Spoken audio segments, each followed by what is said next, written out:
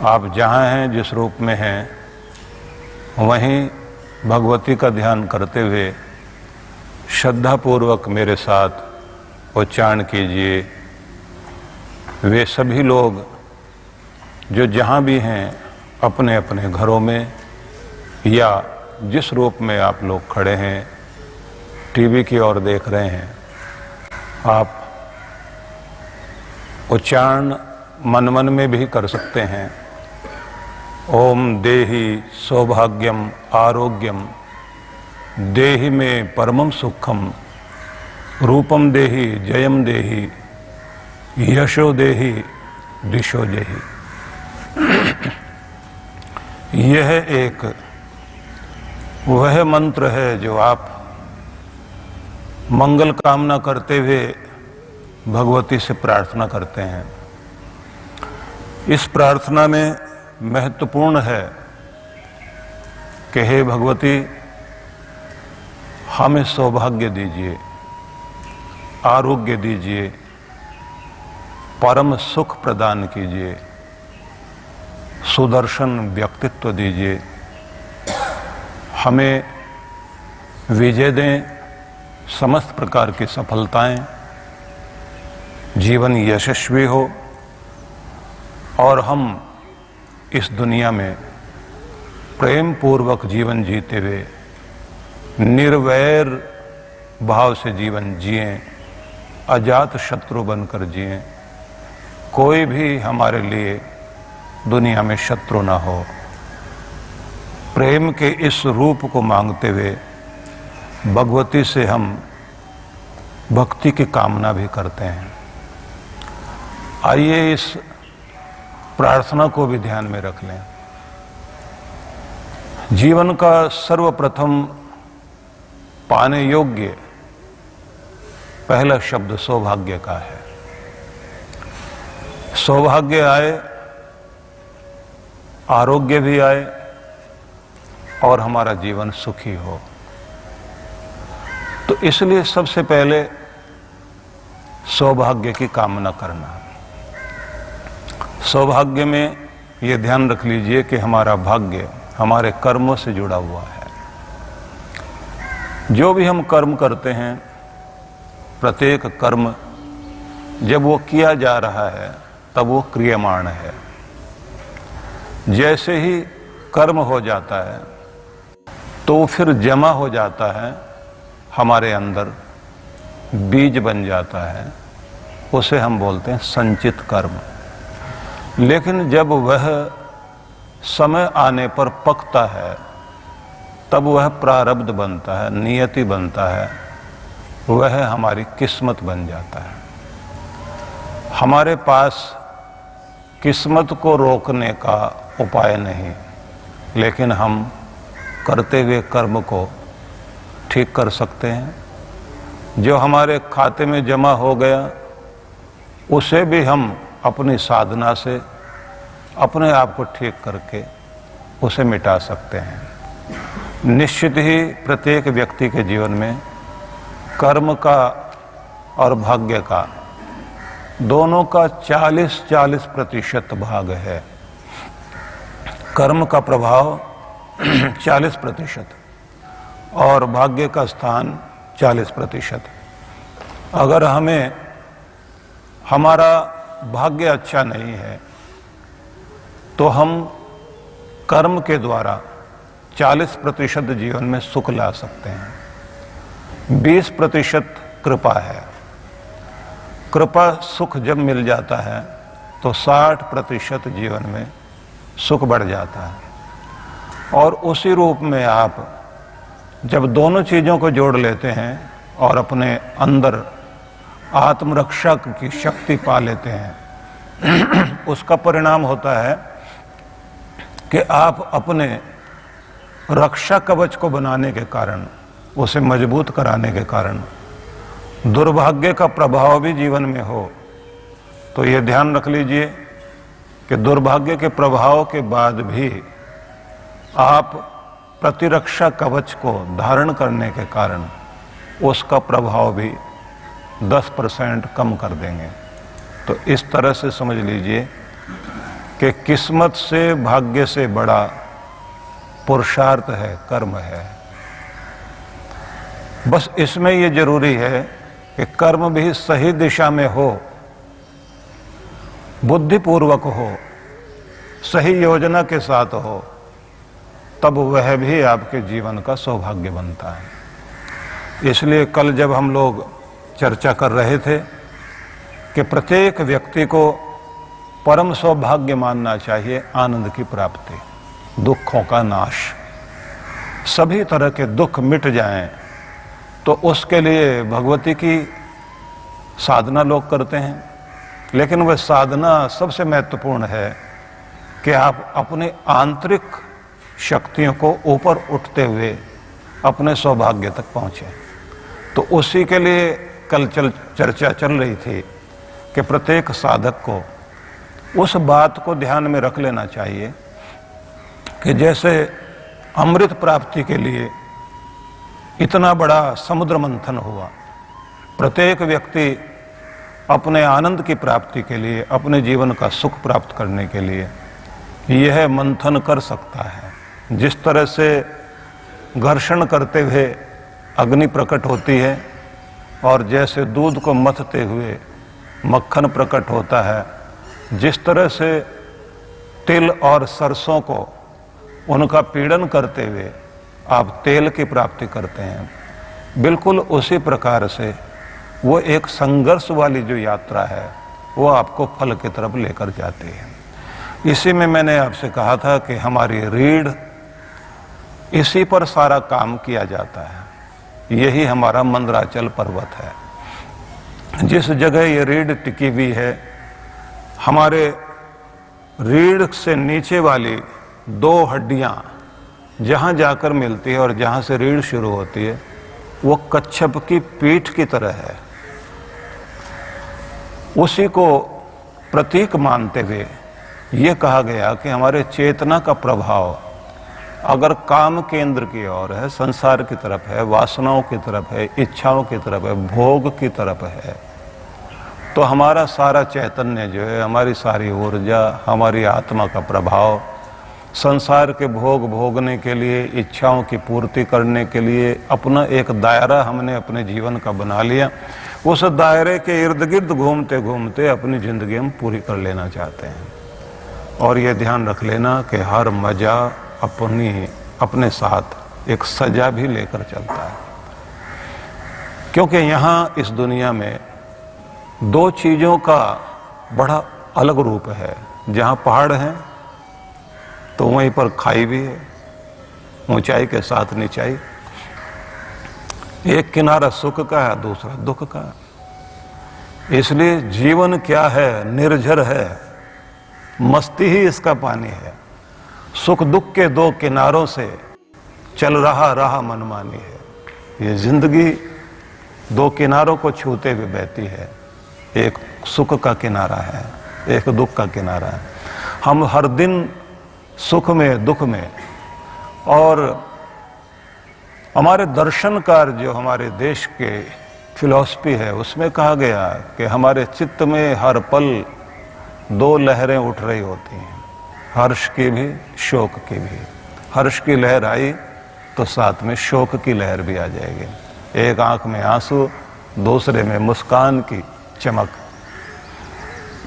यही जीवन का रूप है। जब आप अपनी साधना में किसी ऊंचाई पर पहुंच जाते हैं तो आपको इन लहरों से कोई फर्क नहीं पड़ता। आपने देखा होगा कि समुद्र के अंदर कुछ वैसे कुशल खिलाड़ी होते हैं जो लहरों के ऊपर नृत्य करते हुए चलते हैं, उसका आनंद लेते हैं वो।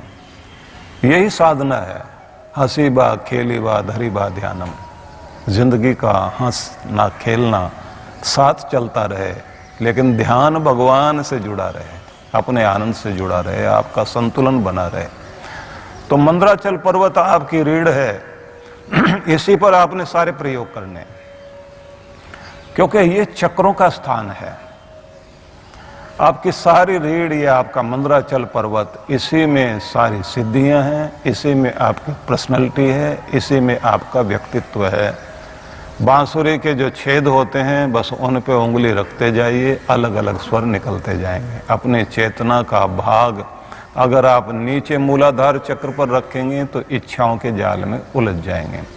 थोड़ा सा ऊपर उठेंगे तो आपके अंदर रचना धर्मिता शुरू हो जाएगी, नया नया निर्माण करने की शक्ति। और जैसे आप थोड़ा और ऊपर गए मणिपुर चक्र में तो आपके अंदर निर्भयता निश्चिंतता आ जाएगी। जैसे ही आप और आगे गए तो आपका जो हृदय वाला भाग है, यहाँ ध्यान आप करते हैं प्रभाव रीढ़ पर आता है। यहाँ पर आपको आपके अंदर के प्रेम विस्तार जो कहा गया है ना, यो वही भूमा तत्सुखम नाल्पे सुखम अस्ति, आपके विस्तार में आपका सुख छिपा पड़ा है कि आप कहाँ तक फैल सकते हो, कहाँ तक ऊंचा उठ सकते हो। फैलने की और प्रेम की जगह है आपका हृदय। उसके बाद आपका जो कंठ स्थान है, यहाँ विद्या कला कौशल स्किल डेवलपमेंट से लेकर न जाने कितने कितने सारी चीज़ों का विस्तार, इसलिए सरस्वती का स्थान माना जाता है। इसके बाद आप उस लोक में पहुँचते हैं क्योंकि यहाँ तक आपका संसार है। अब करतार से जुड़ना है तो फिर आपका आज्ञा चक्र है और परम स्थान जो है, जो सत्य लोक है, सचखंड है, वो आपका सबसे ऊपर वाला भाग है। काम केंद्र से ऊर्जा ऊपर चक्रों से होती हुई जब प्रवाहित होने लगती है, रीढ़ के अंदर जो सारे चक्र हैं उन सब चक्रों से होकर ऊर्जा ऊपर आती है। तो जैसे आप शिव जी की पिंडी में ऊपर फन फैलाए हुए सर्प दिखाई देता है तो वो कुछ और नहीं, कहते हैं आपकी ऊर्जा इतना ऊपर उठे कि आपके सिर के ऊपर तक उसका फैलाव हो जाए। इसलिए अनेक महान पुरुषों के चित्र आप ध्यान में देखेंगे तो ऐसा लगता है जैसे सर्प उनके सिर के ऊपर जो है फन फैला करके, और हजारों तरह के फन हैं उसके, वो ऐसे फैलाए हुए, मतलब आपकी एनर्जी जो है वो ऊपर आ गई। एनर्जी के विषय में कल मैंने आपको बताया था विस्तार में। और ये ध्यान रख लीजिए कि यही वासुकी नाग कह लीजिए इसको, वासुकी नाग, ये वासुकी नाग जो है ये कुंडलिनी शक्ति है आपकी। यही वो शक्ति है जिसे आप कहेंगे, भारत का रूप भी इसी तरह रखा गया है कि भारत का जो अंतिम छोर है वो कन्याकुमारी है। कन्याकुमारी, कुमारी कन्या कोई और नहीं है, पार्वती शक्ति है। और शिव जो है गौरी शंकर भगवान, कैलाश जी समझ लीजिए, कैलाश पर्वत पर भगवान शिव विराजमान है। तो आपका कैलाश ये है, कैलाश शिखर। और जहाँ आपकी रीढ़ शुरू होती है वो कन्याकुमारी वाला भाग है। यहाँ से पार्वती शक्ति ऊपर उठे और दोनों आकर, क्योंकि शिव और शक्ति दोनों जैसे ही अपने आसन पर विराजमान होते हैं तो वो दोनों मिलकर के ही एक होते हैं। तो यहाँ पहुँचने का मतलब है कि फिर आप अपने सौभाग्य तक पहुँच गए, आप अपने आनंद तक पहुँच गए। जीवन की यात्रा यहाँ तक आनी चाहिए। इस बीच में आपके अंदर तरह तरह के परिवर्तन आएंगे। आपके अंदर काव्य जाग जाएगा, आप बहुत बड़े योद्धा हो सकते हैं, बहादुर हो सकते हैं। इसलिए कहा जाता है कि सबसे पहले साधना करते करते आपको अपना आसन सिद्ध करना है, अपने मूलाधार को, बेस को मजबूत करना है, क्योंकि यहीं से आपने ऊपर उठना है। और जैसे यहाँ से आप ऊपर उठते हैं तो ऊपर उठते उठते आपकी कमर को कहते हैं कि मजबूत करना चाहिए। इसलिए बेल्ट लगाने की, मेखला पहनने की एक परंपरा है।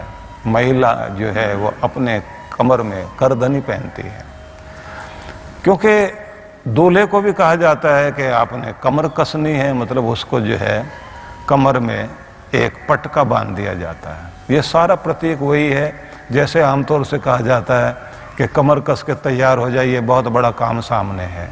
साहस पैदा होता है यहाँ से, सारी ऊर्जा साहस में बदल जाए, सारी ऊर्जा आपकी निर्भयता में बदल जाए, सारी ऊर्जा आपकी काव्य में बदल जाए, सारी ऊर्जा आपकी प्रेम में और विकास में चली जाए, सारी ऊर्जा आपकी परमात्मा में और संसार के परम सुख को पाने में लग जाए। अब ये आपको देखना है कि ऊर्जा तो वही है, आप इसका प्रयोग कैसे करते हैं। इसीलिए ये कहा गया है कि आपके पास में दो तरह की शक्तियां हैं। एक शक्ति वो है जो बुरी तरफ लेकर जाती है आपको, मतलब शक्ति का वो प्रवाह जो आपकी बुरी आदतों की तरफ जा रहा है, उसको आप राक्षसी शक्ति कहेंगे। इसको आसुरी संपदा कृष्ण भगवान ने कहा। एक आपकी दैवी संपदा है, उसको आप देवताओं की शक्ति कहेंगे। शुभ शक्ति और अशुभ शक्ति, आपका आवेश, जोश, आपके अंदर की हिम्मत जब गलत तरफ चल पड़े, आदमी इतना गलत हो जाता है, जैसे डाकू लोग कहीं भी जाएंगे हिम्मत करके कितने लोगों को मिटा देंगे। लेकिन जब वो शुभ की तरफ चलती है चीजें, तो फिर कोई भगीरथ दिखाई देता है। भगीरथ के आने से फिर भागीरथी दिखाई देती है कि एक भगीरथ के कारण, उसकी तपस्या के कारण हमारे पूर्वज ने गंगा को पहाड़ों से नीचे लाने में जो मार्ग खोजा और उसके लिए रास्ता बनाया, इतने सारे बर्फ के शिलाखंडों के बीच, हिम शिखरों के बीच से मार्ग बनाते बनाते धरती पर नीचे लेकर आए, और जहां से जमीन पर नीचे गंगा की धारा आकर गिरी, उसी को कहा गया, उस पर्वत को शिवालिक। शिवालिक हम लोग बोलते हैं, पर वो है शिव की अलकें। लटों को जटाएं जो है नीचे फैली हुई हैं, वो शिव की अलकें हैं। मतलब भगवान शिव का रूप पूरा हिमालय, उसकी जो जटाएं हैं वो पर्वत शिखर हैं। वहाँ से गंगा नीचे आई तो मानो शिव जी के सिर से गंगा नीचे उतरी। अब गंगा वहाँ उतरी है तो कहते हैं कि वहीं समस्त पूर्वजों को, पुरखों को उतार दिया भगीरथ ने। सगर के पुत्रों को जिस तरह से शाप मिला हुआ था, पुराण की कथा तो यही कहती है। लेकिन कहते हैं कि किसी भी महान कार्य को करने के बाद आप खुद को तो उतारते हैं, अपने पितरों को, पुरखों को भी उतार देते हैं, उनका भी नाम ऊंचा कर देते हैं। क्योंकि आपकी ऊर्जा जब शुभ की तरफ चलती है, तो ये बात ध्यान रख लीजिए, आप कुछ न कुछ इतना महान कार्य करेंगे ही करेंगे कि याद किया जा सके आपको। और मनुष्य की चेतना कच्छप पर सारा काम किया जाता है, जो सोई पड़ी हुई शक्ति। कछुए को आप देखते हैं कि वो अपने अंगों को समेटकर जब सोया पड़ा हुआ होता है तो पत्थर लगता है, और जैसे वो अपने अंग बाहर निकाल लेता है तो फिर वो अपने लक्ष्य की तरफ धीरे धीरे आगे चलने लग जाता है। साधना वाले व्यक्ति को भी कहा जाता है कि सोई हुई शक्ति को जगाना सीखो। मजे की बात यह है कि सबकी शक्ति सोई हुई ही होती है। संदीपनी के आश्रम में जाकर श्री कृष्ण को भी अपनी सोई शक्ति को जागृत करना पड़ा। सबको जाना पड़ेगा, राम जी को भी वशिष्ठ के द्वार पर जाना पड़ा। गुरु के द्वार पर जाकर अपनी सोई हुई शक्ति को जागृत करना होता है, भले ही आप दिव्यता से, भगवत्ता से भरे हुए क्यों ना हो। हनुमान जी को जामवंत ने जागृत किया। किष्किंधा के एक पर्वत की गुफा में बैठे हुए हनुमान जी, हनुमंत की शक्तियां उस समय सोई हुई शक्तियां थी। जब उनको बताया गया कि तुम्हारे अंदर कितनी बड़ी शक्तियां, धरती ने तुम्हें धैर्य दिया है, अग्नि ने तुम्हें तेज दिया है, सूर्य का प्रताप तुम्हारे अंदर है, और पवन का वेग तुम्हारे अंदर है, सब देवताओं का बल आपके पास है, आप साधारण नहीं हो। जैसे ही ये जागृत करने की चेष्टा हुई, हनुमान जी अपने अंदर ही अनुभव करते हैं कि मेरा तो आकार बड़ा हो गया, मेरा तो रूप बड़ा हो गया। और उसके बाद जो आगे की कथा कही जाती है कि उन्होंने जंप लगाया और सागर को पार कर गए। बस सीधी सी बात इतनी है कि जिस दिन आप अपने आप को जगा लोगे, जागृत कर लोगे, फिर ये भव सागर तो एक छलांग में पार होगा। निश्चित रूप से आप पार कर जाओगे।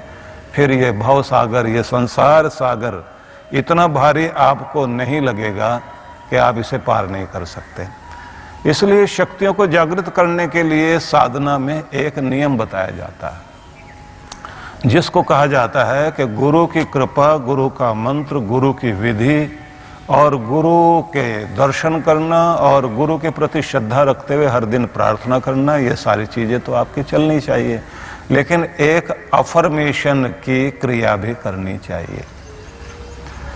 अब ये अफर्मेशन क्या है, ये मैं आप सबके लिए कहना चाहता हूँ। ये सब के लिए बहुत आवश्यक है, क्योंकि आज अष्टमी है और ज़रूरी चीज़ आपको मैं बताने लगा हूँ जो आप सबको करनी चाहिए। सुबह सूरज की स्वर्णिम किरणें धरती का अभिषेक करती हुई जिस समय चारों तरफ फैल रही होती हैं और उस समय ताजगी का वातावरण होता है, पंछी अपनी उड़ान भर रहे होते हैं, सरसराती हुई धीमी धीमी हवा अपना प्रभाव दिखाती है। सुबह का वह समय किसी भी ऋतु में वसंत का समय होता है। उस समय में आप सबसे पहले अपने अंदर आनंद भरते हुए, पलकों को कोमलता से बंद रखते हुए और मस्तिष्क को शांत रखकर, चेहरे पर आनंद का भाव लेकर लंबे गहरे श्वास भरकर 3 बार छोड़ लीजिए और एक बार ओंकार का उच्चारण करना जितना लंबा हो सके। उसके बाद आपने ये कहना है कि आज इस उषा वेला का, इस प्रभात का मैं बहुत ही आनंद प्रसन्नता के साथ स्वागत करता हूँ। और ये कहने के बाद आपने कहना है, अनेक अवसर, अनेक उपहार मेरी जिंदगी के लिए मेरे द्वार पर यह उषा वेला लेकर आई है। अनेक अवसर हैं मेरी जिंदगी में, अनेक उपहार हैं, मैं उन्हें पहचान सकूं और उपयोग कर सकूं, ये अवसर है मेरे लिए।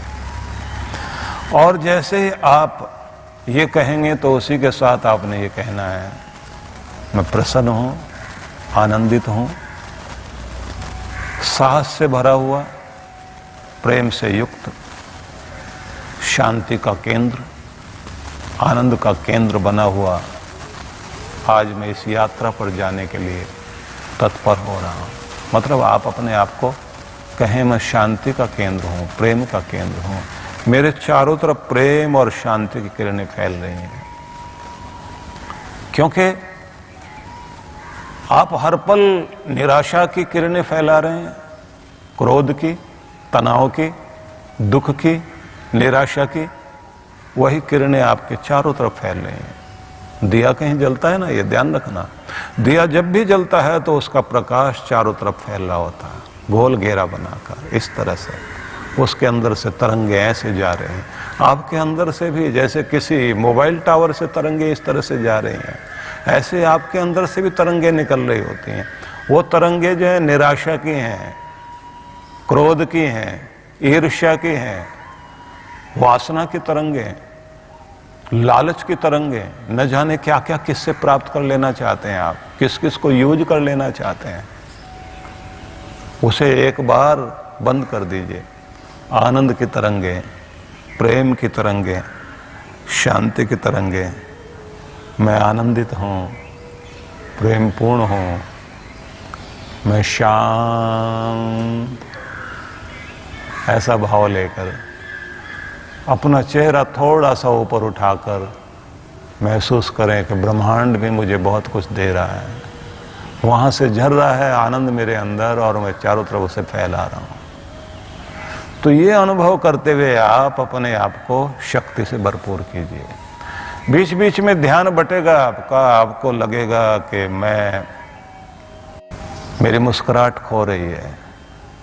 आपको हाथ इस तरह से करते हुए, जैसे बहुत महान पुरुष लोग ये भी कहते हैं कि सिर के ऊपर कमल बना लो कि तुम कमल की तरह खिल रहे हो, फूल बन जाओ। प्रसन्नता, साहस, शक्ति, प्रेम, उत्साह, उल्लास, उसकी किरणें चारों तरफ फैला रहे हो।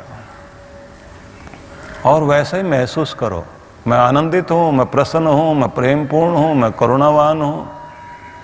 मैं इस धरती पर कल्याण के लिए उतरा हूँ। भगवान ने मुझे अपना दूत बनाया, अपना उपकरण बनाया। वो मुझसे कुछ कराना चाहता है, क्योंकि मैं और जीवों की तरह से परिवार के इर्द गिर्द पेट भरने की जिम्मेदारी लेकर एक छोटा सा लक्ष्य लेकर जिंदगी पूरी नहीं करना चाहता। मैं कुछ बड़ा करने के लिए दुनिया में हूं।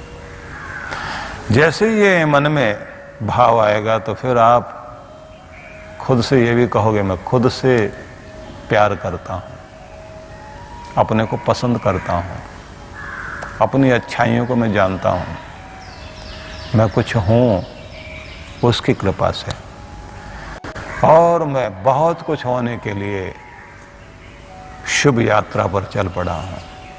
ये सब चीजें आपको इसलिए बोलनी है अपने अंदर, क्योंकि आपको खुद को पहचानना है। और जब आप खुद को प्यार करते हैं तो ये ध्यान रख लेना, अनुशासन फिर जिंदगी में रहेगा। मनमर्जी से चलेगा वही आदमी जिसको खुद से प्यार नहीं है। खुद का दुश्मन जो होगा, कुछ भी खाएगा, कहीं भी बैठेगा, कैसे भी बात करेगा। खुद से प्यार करने वाला आदमी अपनी वैल्यू समझता है, उसकी जिंदगी में बहुत अनुशासन होता है, उसके बात करने का तरीका बहुत अच्छा होता है, उसके अंदर सहनशीलता भी होती है। इसलिए ये ध्यान रख लेना, आपको कहना है आनंदित रहना मेरा स्वभाव, मुस्कुराते रहना मेरा स्वभाव, कर्मयोगी बने रहना, कर्मशील बने रहना, ये मेरा स्वभाव है। मैं किसी को दोष देते हुए, आलोचना करते हुए जिंदगी नहीं जीता हूँ। मैं समस्याओं का समाधान करना जानता हूँ। रोते रोते जिंदगी गुजारने की मेरी आदत नहीं है। मैं धन्यवाद करते हुए जीता हूँ।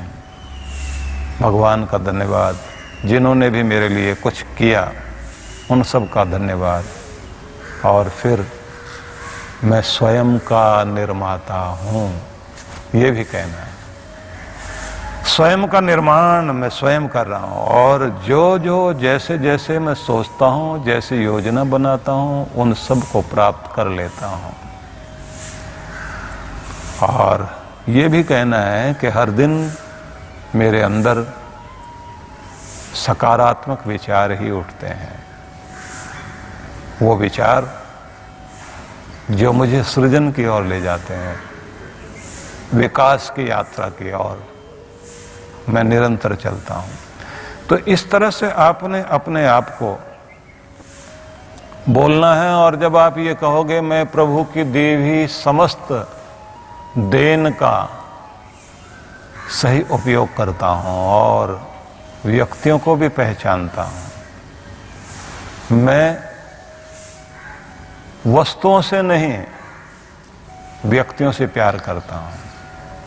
तो जो कहते हैं ना कि अपनी परवाह करने वालों को खोजिए,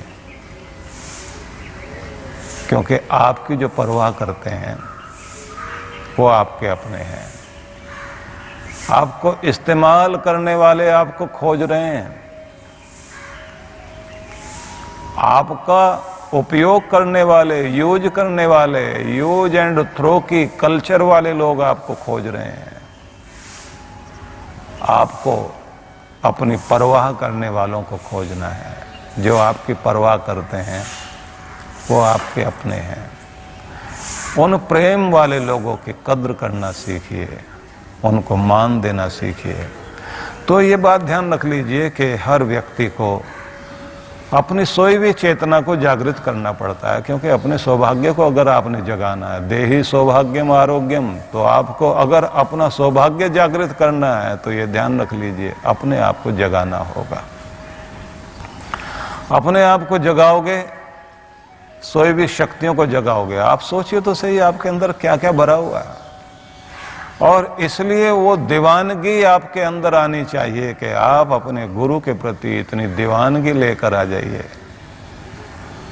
कि खुदा की इबादत है यह कि खुदा सा हो जाऊं। गुरु के साथ जुड़कर, आप भगवान के साथ जुड़कर भगवत्ता अपने जीवन में आने दीजिए।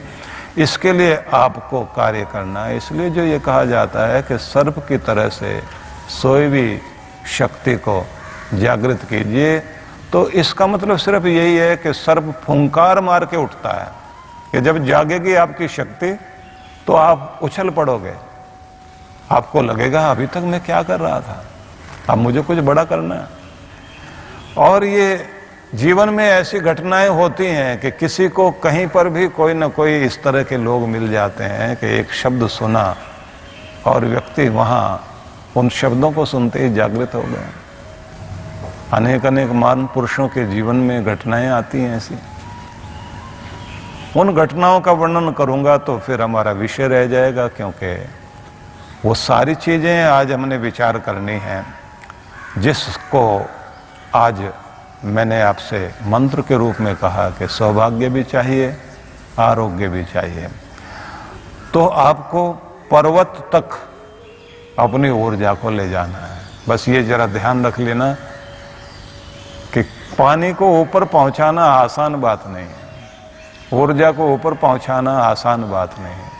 नीचे की तरफ खींचने वाली शक्तियां बहुत हैं, इसी को माया की शक्ति कहा जाता है।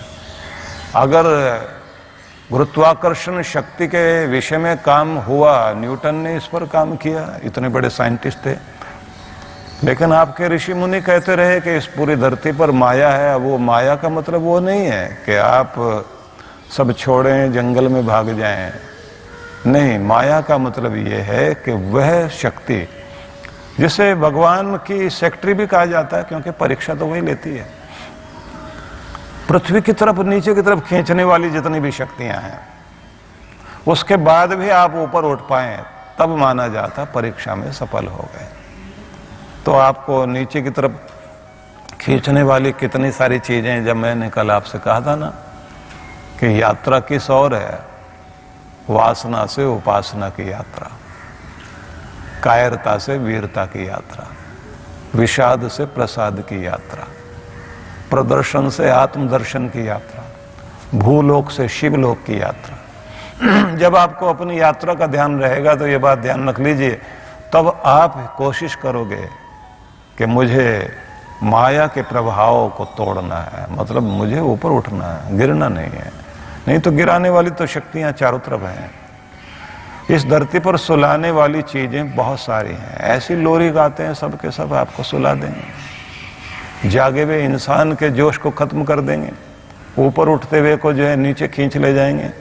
निंदा करने वाले भी आपको सुलाने की चेष्टा करते हैं, और जो चमचागिरी करने वाले लोग हैं वो तो बहुत प्यारे लगते हैं सब किसी को, लेकिन असली माया का प्रभाव तो वहाँ दिखाई देता है, क्योंकि ऐसी बटरिंग करते हैं वो लोग कि कितना भी हिम्मत वाला आदमी हो रुक जाएगा।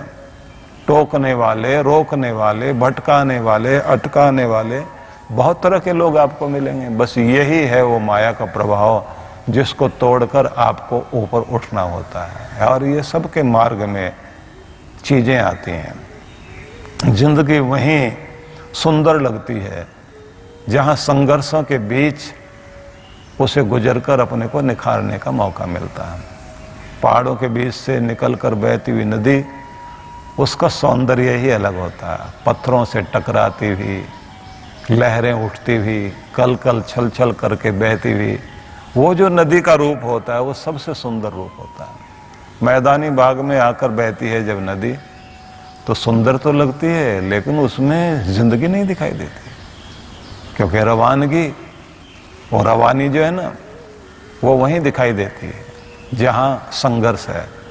पानी किस तरह से ऊपर से नीचे गिरता है, कोई झरने को बहता हुआ आप देखिए, उसकी सुंदरता ही और होती है।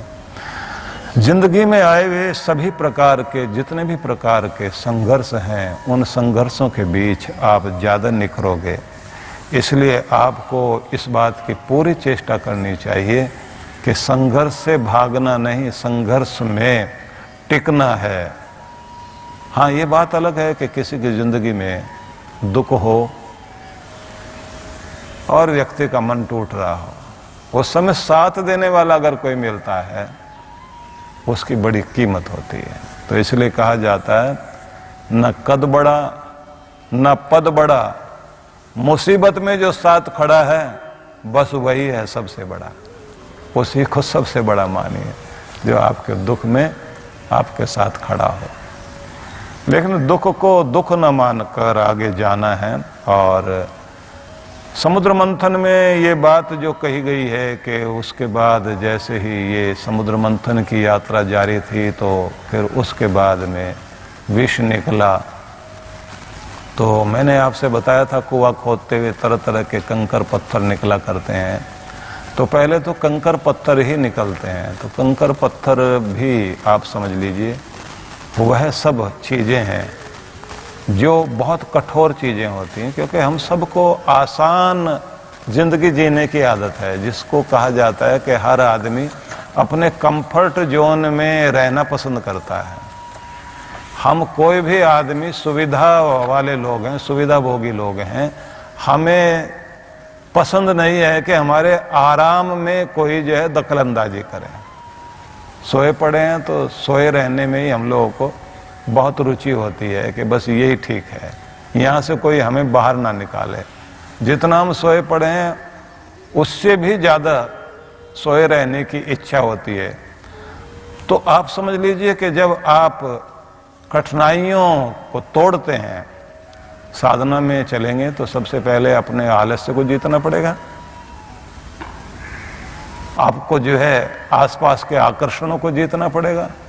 बड़ा कठिन लगता है उस समय। पहले तो आसन पर बैठना ही मुश्किल लगता है, फिर मन टिकाना मुश्किल लगता है। मन टिक भी गया आपका तो उसके बाद में फिर ये तरह की चीज़ें आएंगी, भटकाने वाली चीज़ें आएंगी। आसपास का शोर सुनाई देगा। अगर बाहर का शोर बंद भी कर दिया तो अंदर का शोर शुरू हो जाएगा। अंदर विचारों की इतनी सारी भीड़, उन विचारों के अंदर जो है आपको फिर क्रोध आदि की भावनाएं आएंगी, बदले की भावना आएंगी, काम इतने सारे आपके पड़े हुए वो सब आएंगे। वो सब पत्थर हैं। पत्थर जैसे ही आप हटा देंगे उसके बाद में कहते हैं कि फिर रेत शुरू हो जाएगा। रेत में जब आप चलते हैं ना तो नदी किनारे अगर आप कभी चले हो और बहुत सारा रेत हो तो बड़ा अजीब होता है। जितनी मेहनत करते हैं फल कम मिलता है। ऐसा लगता है रेत जैसे पांव पीछे खींच रहा है। नदी के किनारे जो लोगों का जीवन बीता हो और नदी भी रेतीली हो, उसके जो रेत में आपको चल करके और पानी की धार तक जब पहुंचना पड़ता है तो आप अगर 1 घंटे में 4 किलोमीटर पहुंच सकते हैं तो रेत में चलते समय आप सिर्फ 1 किलोमीटर ही पहुंच पाएंगे। तो ऐसा लगेगा आपको थोड़ी देर चलते चलते कि जैसे इतनी मेहनत करने के बाद कोई रिजल्ट ही नहीं निकल रहा। वो रेत पर चलना मतलब रेत निकलना शुरू हो गया। कोई फल मिलता नजर नहीं आएगा, मन टिकता नजर नहीं आएगा। साधना चल भी रही है, थोड़ा थोड़ा फायदा होता है, लेकिन ऊबता है आदमी। उस ऊब से भी आगे निकलना। और जैसे ही आप आगे निकले तो उसके बाद फिर कीचड़ मिलना शुरू होता है। अब जैसे कीचड़ आना शुरू होता है तो अब ये है दबी हुई वासनाएं। और दबी हुई वासनाएं जब निकलनी शुरू होती हैं तो फिर डराने वाली चीजें भी आएंगी। तो फिर वो वासनाएं इतनी तरह की आदमी के अंदर पैदा होती हैं, उस समय ध्यान उधर भटकने लग जाता है। जिसको याद नहीं करना चाहता है आदमी, साधकों को उस समय वो सब याद आने लगता है। तो बस इस समय जरूरत पड़ती है, क्योंकि इसको कहा जाता है विष। काम, क्रोध, लोभ, मोह, अहंकार, मद, मत्सर, न जाने कितने कितने तरह की चीजें जो हैं इस खुदाई में निकलती हैं। और सबसे ज्यादा फिर काम विकार जो है विचलित करने के लिए आता है। तो ये सारे के सारे को कहते हैं कि विष निकलता है। और तब जरूरत पड़ती है, आप कितनी भी शक्तियों को पुकारिए कोई काम नहीं आता। आखिर में शिव जी को ही बुलाना पड़ता है। सबको प्रार्थना करनी पड़ी, हे प्रभु आप आओ। तो शिव जी जब हलाहल निकला तो उसके बाद उस जहर से दुनिया जल रही थी। मतलब आपका तन बदन पूरा सब कुछ जल रहा होता है। साधना वाले लोगों के साथ मुश्किल है। उनको इतना भटकाव मिलने लग जाता है, लोग रोने लग जाते हैं, भगवान हम चल रहे हैं आपकी तरफ। लेकिन वो जो आप सुनते हैं ना कि अप्सराएं आती हैं मन भटकाने के लिए, तो वो कोई और नहीं आता कहीं भी, आपके अंदर की वासनाएं और अंदर की सारी चीजें वो भटकाने लग जाती हैं। वो बाहर से कोई इंद्र का सिंहासन डोल रहा है और स्वर्ग से अप्सरा आपके लिए आके भटकाने के लिए नृत्य करने लग रही है और आप मुजरा देख रहे हैं बैठे हुए, ऐसा कुछ नहीं होने वाला है। ये आपके अंदर ही चीजें ऐसी होती हैं, आपके अंदर की वासनाएं जो हैं वो आपको भटकाती हैं और इतना भटकाती हैं कि आदमी विचलित होने लग जाता है। तो बस यही सब वो विष है जिसके लिए, जैसे भगवान शिव ने कामदेव को भस्म किया था ना, जहर को पी गए थे जो जला रहा था पूरी दुनिया को, तो शिव जी ने विष पिया। तो ध्यान रख लीजिए, अमृत हिस्से में आया देवताओं के, लेकिन अमृत पीने वाले देव कहलाए ना, लेकिन जिसने दुनिया के हिस्से का विष पिया वो देव नहीं कहलाया, देवों का भी देव महादेव कहलाया। सबसे बड़ा वही है परमात्मा, जो आपके समस्त विष को, जहर को पीकर आपको परम शांति देता है। भगवान की शरण ही बहुत बड़ी कृपा करती है। और जो ये इसके अंदर से चीजें निकलती हैं, तो उसके बाद कहते हैं जैसे आप अपने विष को हटा देते हैं तो फिर सिद्धियां मिलनी शुरू होती हैं। उन सिद्धियों में ही ये माना जाता है प्रत्येक साधक के अंदर जो है तरह तरह की विभूतियां, अनुभूतियां, शक्तियां, सिद्धियां, वरदान देने की शक्ति, बहुत कुछ आ जाता है। इसलिए जो ये अंदर से चीजें निकलती ना, जिसमें आप लोग जो है देखते हैं कामधेनु गौ भी निकली, ऐरावत हाथी निकला, उच्चश्रवा घोड़ा निकला, कौस्तुभ मणि निकली, कल्प वृक्ष निकला, अप्सराएं निकली, लक्ष्मी प्रकट हुई, अमृत कलश लेकर जो है वो धनवंतरी महाराज आए, और न जाने कितने कितने 14 रत्न निकले थे ना। अब 14 रत्नों में फिर अमृत की प्राप्ति हुई। तो आप समझ लीजिए कि यहाँ कामधेनु और कल्प वृक्ष, मतलब जो सोचोगे वो प्राप्त हो जाएगा। ध्यान में एक विधि होती है जिसको कहते हैं वरदान सिद्धि विद्या, उसी को आप समझ लीजिए कल्प वृक्ष। हम लोगों के आश्रम में जहाँ बैठकर व्यक्ति जो है इसकी साधना करते हैं, उसका वो कल्प वृक्ष वाटिका है। और जितनी चीज़ों को भी कल्प वृक्ष कहा जाता है वो सभी तरह के पेड़ पौधे वहाँ पर लगाए गए हैं। तो साथ में एक हवन कुंड है, तो बैठकर साधक वहाँ साधना करे तो तन्मे मन शिव संकल्पमस्तु, मेरा मन जो है शिव संकल्पों वाला हो, लेकिन मेरी कामनाएं पूर्ण हो जाएं। ये सारी चीज़ें वहाँ बैठकर साधक करे तो अंदर से ये सारी अनुभूतियाँ हो सकती हैं। लेकिन ये बात तब बनती है जब उसकी महिमा को कोई समझकर वहाँ बैठे। नहीं तो जो है व्यक्ति को कहीं पर भी पहुँचा दीजिए। जब आप वैष्णो देवी चलते हैं ना, तो एक एक ऊंचाई पर, सीढ़ियों पर पाँव रखते रखते पाँव में छाले पड़ जाएं और आप मंत्र जाप करते हुए जा रहे हों, तो वहाँ तक पहुँचते पहुँचते आपका तवा इतना गर्म हो जाता है, मनोदशा उतनी भाव विभोर हो जाती है कि जब आप माता की पिंडी के पास पहुँचते हैं तब तो आप उस चरम अवस्था तक पहुँच जाते हैं कि जो आपने कहा, आपको लगा कि ये वो स्थान है जहाँ मैं भगवती को अपनी प्रार्थना अर्पित कर रहा हूँ और समय पाकर मेरी कामना पूरी होगी।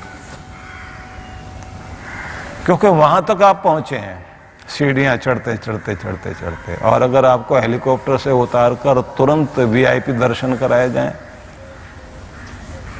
तो पहले तो आप वो पिंडियाँ देखोगे, अच्छा यही है वो 3 पिंडी, अच्छा यहाँ आते हैं, इतने सारे लोग आ रहे हैं, हद हो गई, कमाल की बात, 3 ही तो पिंडी हैं इस गुफा में, अच्छा यहाँ आते हैं, ठीक है ठीक है। 5 मिनट तक फिर आप कोई मंत्र बोलेंगे और उसके बाद जब वापस आएंगे तो कहेंगे कुछ हुआ तो नहीं है। कहीं पहुंच जाइए आप, वहाँ रहने वाले लोग अगर उनकी भावना उतनी अद्भुत है तो भगवती की कृपा होगी, और भावना नहीं है तो वहां पर उनको कोई फर्क नहीं पड़ेगा। इसलिए गंगा किनारे रहने वाले लोगों को गंगा का महत्व ही नहीं समझ में आता, और डुबकी लगाते नहीं। दिल्ली में जो लाल किले के पास में रहते हैं उनसे पूछें कि लाल किला कभी देखा है, बोले बार बार से रोज देखते हैं, अंदर क्या है नहीं पता।